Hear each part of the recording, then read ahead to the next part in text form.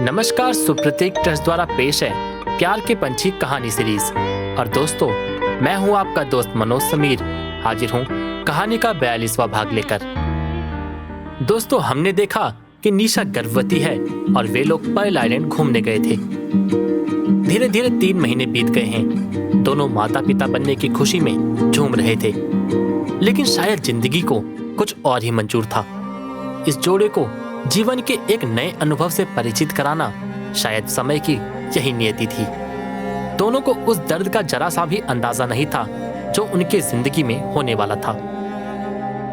अब तक जिंदगी खुशी से बीत रही थी, लेकिन एक सुबह निशा के पेट में तेज दर्द हुआ और साथ ही ब्लीडिंग भी हुई।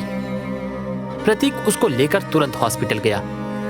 दोनों को हैरत तब हुई जब डॉक्टर ने घोषणा की कि निशा का नेचुरल अबॉर्शन हो रहा है। उनके पैरों के नीचे से जमीन खिसक गई। दोनों ही सुन्न रह गए। इलाज के बाद सदमे की हालत में दोनों घर लौटे। घर लौटकर निशा रोई जा रही थी।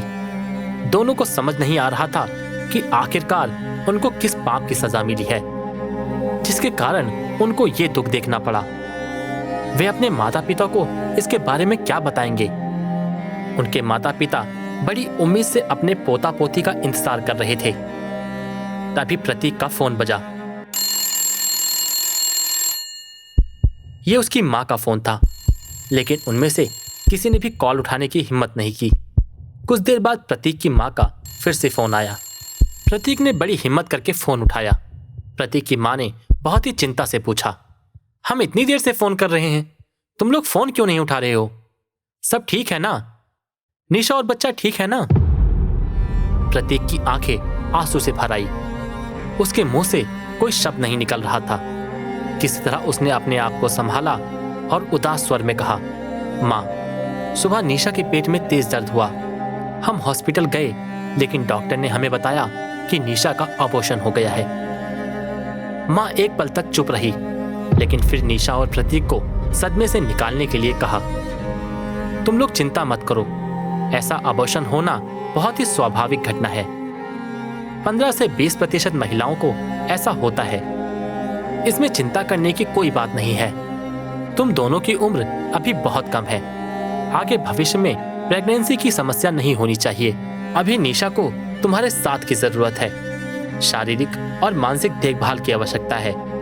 जीवन में इस दुख को दूर करने के लिए दोनों का साथ रहना बहुत आवश्यक है। दोस्तों, यही जिंदगी है। ये अबॉर्शन उनके जीवन के घटनाओं के कई चक्र की शुरुआत करता है, जिसमें फिर से प्रेग्नेंट होने के लिए बहुत संघर्ष और दर्द शामिल है। इन घटनाओं के माध्यम से हम जानेंगे सेक्स के विभिन्न पहलुओं को, महिलाओं के शरीर के तंत्र, गर्भावस्था विज्ञान और प्री और पोस्ट बर्थ के काउंसलिंग को। दोस्तों, आज की कहानी यहीं समाप्त होती है। इस जोड़े के जीवन में आगे क्या होता है, ये जानेंगे अपने अगली कहानी में। तो दोस्तों, हमारे साथ यूं ही जुड़े रहें और मिलते हैं अगली कहानी में।